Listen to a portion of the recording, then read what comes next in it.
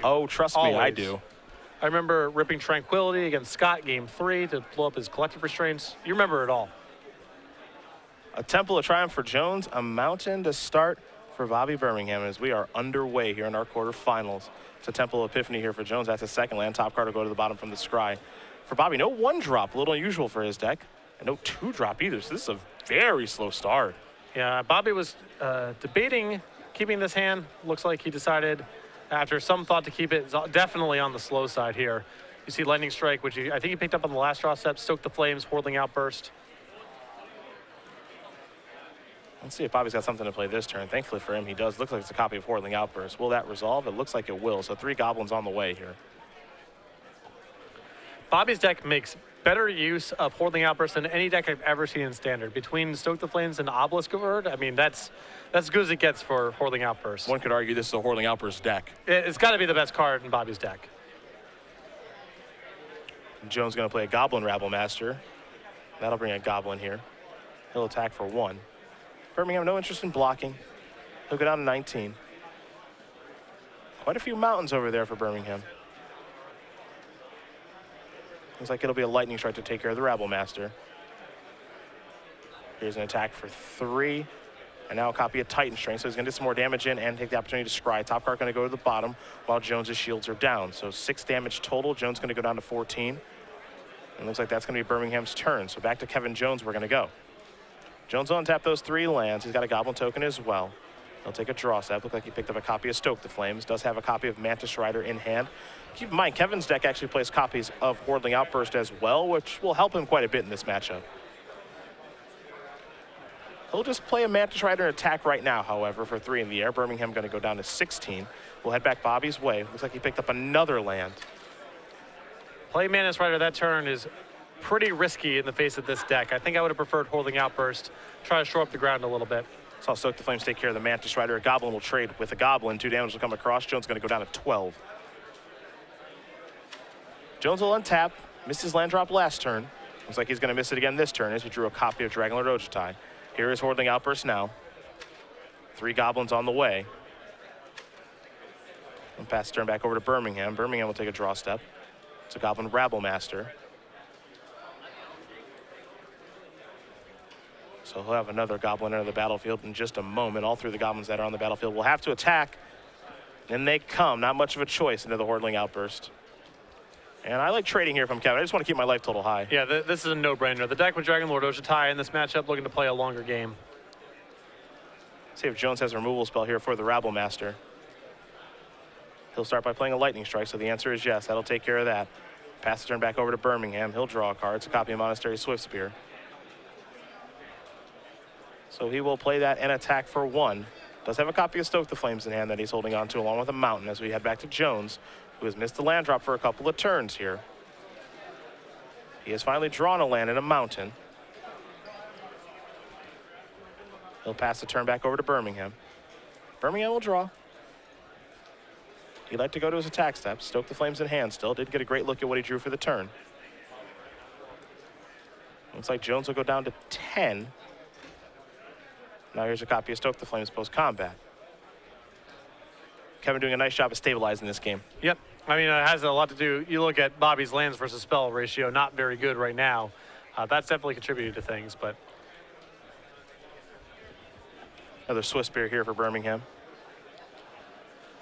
Be a pretty good time for Ochutai's command if Kevin had it, and he does. I think that Kevin actually, instead of deciding to draw a card there, actually chose the gain 4 mode, which I really like. He's got all the cards in the world he needs to win this game. Just needs time. Just needs time. He's going to win this game with resources to spare, most likely. 4 life might be 2 cards. Yeah, heads up play there by Kevin. Really like him deciding there to just gain the 4 life instead of drawing a card. Frenzy's Goblin to play there from Birmingham. One card that's not very good for Kevin in this matchup, but I think one he'll side out very quickly is Valorous Stance. Not a lot to do with that card. No, no, no. Dragonlord Ojutai, well, that one's pretty good. Birmingham will take a look at it. I don't think he's going to like what he reads. Frenzy Goblin check. I've done this myself. Oh, have you? Yes. And get a good look at it because it's not going to work out the way you want it to. The answer is nope. Yep. Here's the Foundry Tree Denizen. Pass that turn back. Jones will take a draw step here. There's a land and flooded strand for Kevin. Now, one way he actually can use Valor Stance is to save his creature. So that's a bonus. Not going to be killing anything with it, that's for sure. Now the question is he better served trying to use Valor Stance that way, or from a tempo perspective, can he put his Stratus Dancer down and then have that available? Sure. Here is Stoke the Flames. That'll be Valor Stance to save it. Looks like Ochitai is going to hit. 5 damage dealt. Doesn't take long for Ochitai to close out a game either. 5 points of damage and getting to anticipate every turn is pretty hard to beat, as we've seen with Esper Dragons. He's found a card that he's happy with. The other two will go to the bottom for Jones. As you mentioned, he does have access to a Stratus Dancer at this point. Kevin going to sacrifice that Flooded Strand. Go down to 13. Islander Plains on the way. It looks like he's going to go with an island. We'll see what the follow-up will be. Pretty good time for a Soulfire Grandmaster. Yep. Just about perfect here. Yeah, chances of it blocking pretty low because of the Frenzied Goblin, but that doesn't matter too much. He's got a lot of lands on the battlefield. He can start maybe looping some spells, and all the burn spells having lifelink in this matchup, really, really big deal. Birmingham will take a draw. Picked up a copy of Stoke the Flames.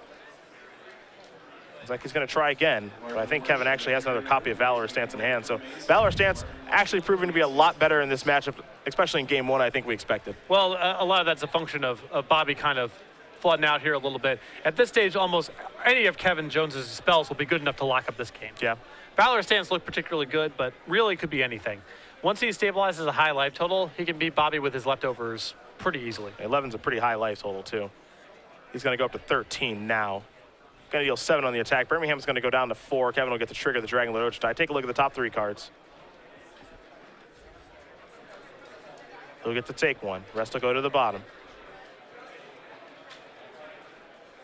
The follow-up here for Jones is a Dig Through Time. One of his absolute favorites. Been playing this one since that open at Edison many moons ago. Mm-hmm. First to market. I mean, that tournament there was a real display of power of those Delve card drawing spells, as we had Dig Through Time in the winning list in Standard, and then Treasure Cruise in the winning Legacy list. Yep, Bob Wang won that tournament with Treasure Cruise. 4 of them in the Blue-Red Delver deck that he just really, if we're being honest, he destroyed that Legacy tournament. Yep, first to market. Yep. And Kevin had a good grasp on things for that Standard Open that he won that weekend. Really put his name on the map on the Open Series. And he's been taking advantage of it ever since. Another top 8 here for him. And it looks like he's going to be moving forward in this game. Yeah, I mean, pretty hard game to lose. This one's a wrap. Kevin's still taking his time here. Wants to be careful about it, but any of his spells from here are good. Quick updates for you guys on other matches that are taking place. A little bit of a surprising result here. Andrew Boswell up a game over Scott Robbins. Boswell on the draw with Obs on aggro against Green Red Devotion. Part of the reason you play Green Red Devotion is your matchup against Obs on aggro. Yeah, although I think the matchup is a little overstated from the Green Devotion side of it. You are vulnerable to just a clock backed up by removal spells. That said, I'd still rather be on the Green Devotion side of the table. I would want to as well. You see Bobby Birmingham going to concede this game. So Kevin Jones does win game number 1 here over Bobby Birmingham.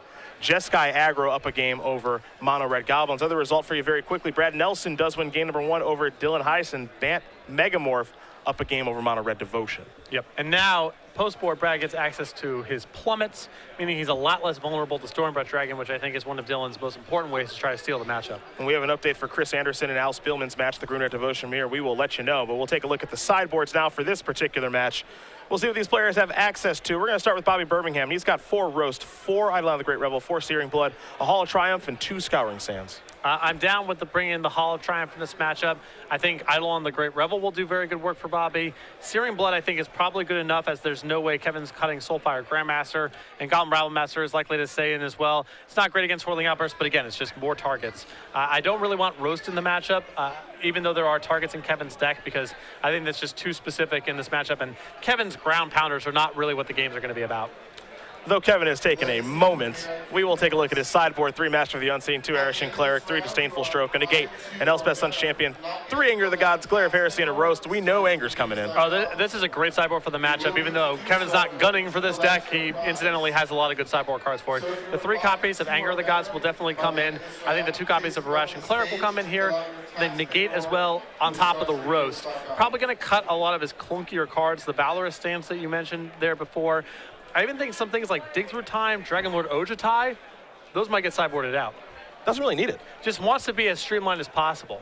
And now there is some awkwardness with Anger of the Gods alongside some of his cheaper creatures. So maybe Goblin Rabble Master is something that gets cut, for example. But if I'm Kevin, I'm just trying to push down my curve as much as possible, because once he stabilizes the early game, Bobby's power level cannot match his. So just make sure you don't die early. That's going to be the plan. We'll see if it'll come to fruition here soon enough, as we will talk about SCG Game Night now. June's only got a couple days left, so there's probably not a lot of time left to get the bunny, but July and August are looking pretty good. Yep, we send out new kits every single month. You see the July kit right here. Too late to get signed up for this one. But if you are trying to get signed up for August, where we have Furious George, the monkey stealing some bananas, we'll have that on the screen momentarily. You can head over to StarCityGames.com/game night for more information, or contact your Star City Games organized play representative. Kevin Jones, a player who we've seen quite a bit on the Open Series. As I've mentioned a couple times, #1 here for Season 3. You'll see the #1 next to his name. He's qualified for our Players' Championship, and a player who has started to really play a lot in the Open Series, a lot of the work done through the IQ circuit, but we saw him top 8 in Worcester. In the Legacy Open, we see him top 8 here. He's 27 years old from New York. 5 Open Series top 8s with 1 W. Looking for a second one here with Jeskai. Yeah, and this is his signature deck in this standard format. He's also won the Eternal Weekend Legacy Championships last year with Blue Red Delver. Was a college tennis player at Pace University, teaching himself how to play by just hitting a ball against a brick wall, and enjoys reading particularly mystery and suspense novels. I don't have that kind of patience to teach don't? myself really how to do anything, let alone just, I'm going to get good at tennis by doing this for a while. You never had a basketball hoop in the driveway and just shot all day long? Actually, no, for basketball. I did play a lot of soccer when I was growing up. I played soccer for like 14 years. So I kind of, I guess, kicked the ball around there, and then played a lot of video games before Magic. So I know that I did, and this is going to sound incredibly lame. I taught myself how to read by reading the dictionary. That's not lame at all. That's cool. Yeah, I just used to do that when I was really young. So I just used to read dictionaries a lot. And then I kind of taught myself multiplication, but I can't. When I was 10, I was playing video games, man. I wasn't rocking the tennis. That's just who I was. I don't know what video games were out when I was 10. Maybe it was GoldenEye time. I'm not sure. Okay. Maybe Cruising USA with the bagel bite through one hand and 64 control in the other. It's unclear. Yeah, my parents were not down with that much in the way of video games. I played a lot of basketball, baseball, and football growing up. I went outside some. Turns out, didn't know this back in the 80s and early 90s, turns out playing football, way worse for a kid than playing video games. Didn't know that, at the time. I guess we did learn that, didn't we? Kevin, as we mentioned, qualified for the Players' Championship. That's because he won Season 2. You see the champion of the Season 2 Invitational there, Ali Antrazi, and his fantastic Angel Token, which we've shown you many times. But Kevin Jones, he was our points leader that year. And, what really helped him was that the top 8 in Worcester really solidified things. Yeah, there was still some work left to do on the IQ circuit. Cleaned up his invite there, made sure that it was a lot going into the Invitational, but that top 8 in Worcester, extremely important for Kevin when it was looking like his lead, which looked very solid throughout all of Season 2, was becoming more and more tenuous. And these are 2 of the 5 that'll be playing the Players' Championship December 19th through the 20th. You've got Jacob Wilson, Jim Davis, Ali Antrazi, Kevin Jones, and Brad Nelson, the defending champion. We got to figure out who the others will be. That's what Season 3 and Season 4 are for, December 19th and the 20th. StarCityGames.com Players Championship, 16 competitors, $50,000. Will be taking place at the Star City Games Center. Looking forward to it again. If it was anything like last year, it's going to be one of the most fun tournaments to cover. Yeah, it was a blast to be there. Covering it was great. The camaraderie between the players, even though they were competing for a lot of money and a lot of prestige, was great. And I'm excited to go back. I can't imagine I would be so nice with so much on the line. Yeah. I'll tell you that much. Nothing personal, but those guys were really, really friendly towards each other for how much was on the line and how intense the matches were. A lot of cubing going on, a lot of burning of matches. Yep. A lot of consolations after tough losses. It was great to see that camaraderie in an event that competitive. We're looking forward to that, December 19th through the 20th. And again, we'll see Kevin there. See if he can get another win here. Bobby Burmingham looking to play spoiler, however. He's had a great tournament with this Mono Red Goblins deck, and again, this is before Goblin Pile Driver even comes back, and who knows what other Goblins will be in Magic Origins. Yeah, I mean, this deck is in the market for, if you wanted to see a weakness in the curve, it's definitely a 2-mana. It's Dragon Fodder or Bust, pretty much, or you're playing a couple more 1-drops. And there's some really powerful synergies in this deck with Goblin Pile Driver, to say the least. Rabble Master, Whirling Outburst, Obelisk, Frenzied Goblin is great. Is Goblin Lackey too good to reprint? I'm being serious. The problem with it is that you really can't print cool goblins while it's around. You get an option. You can print a bunch of cool goblins, and they show up in decks. You know, you can make Rabble Master and Heel Cutter and, you know, Pile Driver and a million sweet goblins that maybe lead to a tribal deck, or maybe they don't. Okay. Or you can print Goblin Lackey, and then every other goblin has to be crappy. And I think Magic's more fun when you make 6 or 7 sweet goblins, and maybe you make a Goblin King style Lord to help facilitate the deck, rather than making Goblin Lackey and having to make a bunch of trash besides. All right, I can see where you're coming from. Yeah, I know they reprinted Sylvan Messenger, so maybe Goblin Ringleader could be on the way back.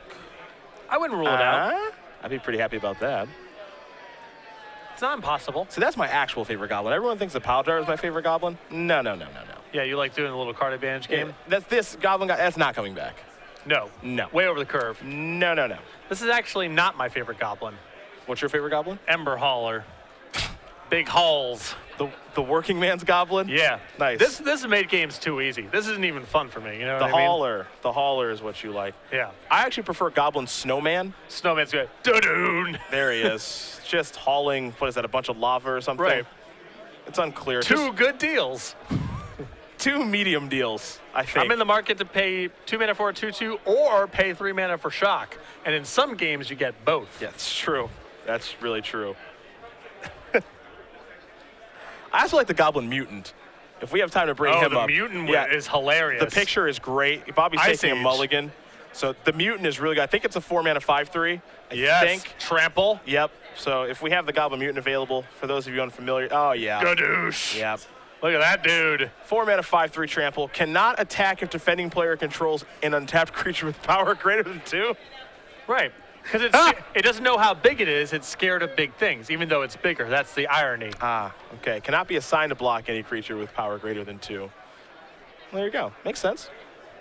There you go. Mostly artwork based and a callback to when I was much younger, but I was a big Goblin Mutant fan. Ice Age has got a lot of weirdo designs, man. Yeah. It's one of them. The 4-mana goblins are always the ones that I like the most. The Goblin Goon's just some giant doofus. Goblin Goon.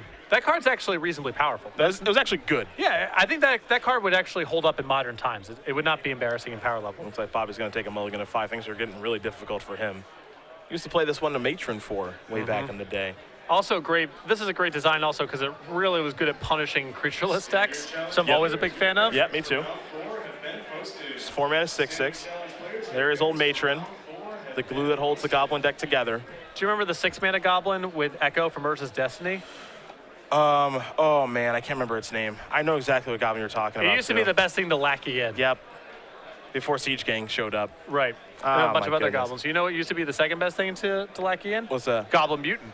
Nice. The pickings were a lot more slim back in the day. It's not Goblin Hero. It might be Goblin Champion. I can't remember. It brings goblins along with it. Yeah, it's like a big Mog War Marshal, Yeah, basically, I remember that with card. Echo. Yep. From Urza's Destiny. What a set that one was. Yeah. Pretty juiced in terms of power level. You know, we didn't have Krinko back in the day, No. thankfully. I don't recall the name of this. Goblin Marshal. I think it might just be Goblin Marshal. I can't actually. recall. I think that's what it might be. What a goblin that was. Boom. Boom. And wielding an axe. Yep. I wouldn't mess with it. Great artwork. One of, I think, a half dozen rares in Urza's Destiny that wasn't completely busted. I learned the Great Revel is how Birmingham will start things. Here's a Flooded Strand. Looks like Bobby's mulligan here was into Eidolon, Rabble Master, some lands, and a copy of Lightning Strike. It's about as good as you can ask on 5 cards. He gets to play. I mean, he has to hope that Kevin doesn't have Anger of the Gods, but he has to hope that the entire time they play the sideboard game. Yeah. Because it's not like he can beat that card. Yeah, if I'm Bobby, often, you know, your opponent's got some good sweeper, and the goal is to play around it. If I'm Bobby playing this matchup, I'm ignoring it Yeah, because me too. your deck isn't built to play against that card. There's just not a lot he can do. Right. If it's literally, you know, like I have him dead if I hold this back in case he angers me and I have a haste creature, that's fine. But I'm not making any concessions to my tempo to play around Anger of the Gods, especially on 5 cards.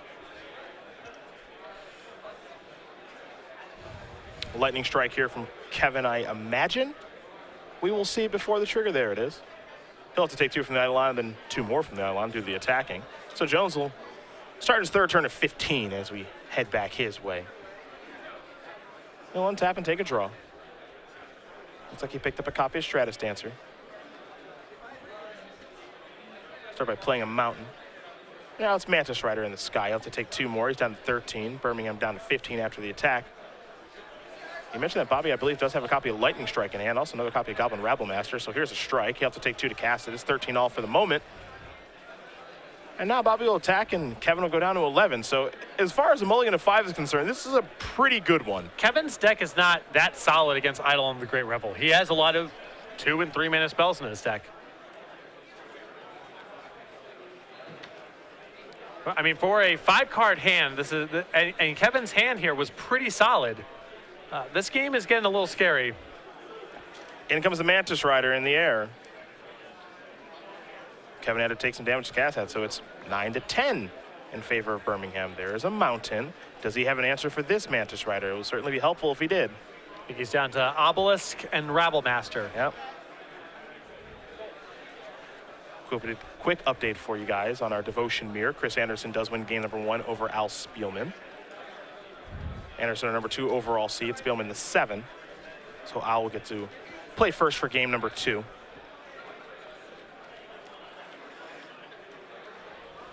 This matchup here, Birmingham on a mulligan of 5 this game. He's trying to fight through this. He'll play a Rabble Master. That'll trigger the Eidolon.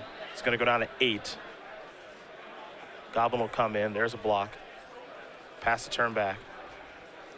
Jones will untap with his Mantis Rider and his 4 lands. He'll take a draw step here in just a moment.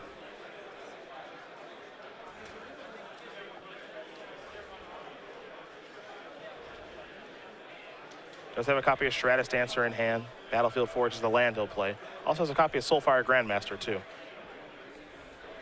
He'll start by attacking for 3 in the air. Birmingham going to go down to 5.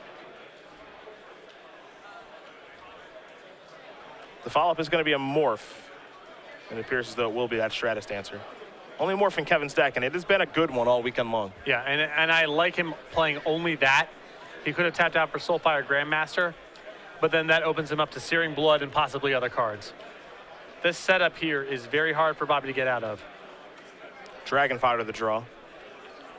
That one's worth countering. I don't even know if Bobby will cast that because he's at 5. I don't want to bring him down to 3, and the Mantis Rider would finish it up. Yep. I mean, the cards are on the table, you know, on Bobby's side of the table. He's got to go for a kill here. He's about to get locked out of the game.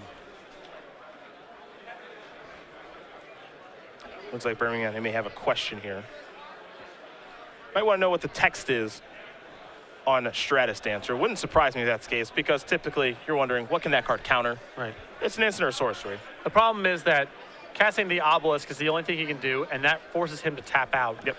Casting anything else knocks him down to 3, and then Mantis Rider is lethal, and Bobby has no way to block the air. So there's not even really anything for him to bluff is the problem. You know, the best that he could do, I don't even know if there is a best that he can do. Maybe this. But I'm with you. There's, unfortunately for him, not a ton that he can do in this situation. Looks like Kevin's going to block the Eidolon, and Stratus Dancer's going to block the Goblin token. Rabble Master's going to come across for 3 points of damage. Bobby will lose some troops. Play Dragon Fodder after combat. I think we'll see Stratus Dancer on Morph here, most likely. Well, the worry there is if the last card in Bobby's hand is Lightning Strike, Yep. you have a game to play. He can just go for the kill. If Kevin unmorphs here, he's got it. Looks like he's going to unmegamorph that Stratus Dancer. That'll counter the Dragon Fodder. And Birmingham with just a copy of Obelisk in hand. I suppose he's hoping that Kevin won't attack. And I like Kevin countering there with 2 copies of Soulfire Grandmaster left over. Even if Bobby has Lightning Strike, he's got a fine follow-up play. He'll attack her with both his flyers, and that is going to get the job done. Kevin Jones going to win this match here over Bobby Burmingham. 2-0. Jones will move on to the semifinals to play the winner of Scott Robbins and Andrew Boswell, currently in that match. The Boz is up again with his Obzon aggro deck against Robbins playing Green-Red Devotion. So we could have that matchup in just a moment for you in the semifinals. On the other side of our bracket, I know we're going to be jumping over to the Chris Anderson-Al Spielman match. They're in a Green-Red Devotion mirror, and then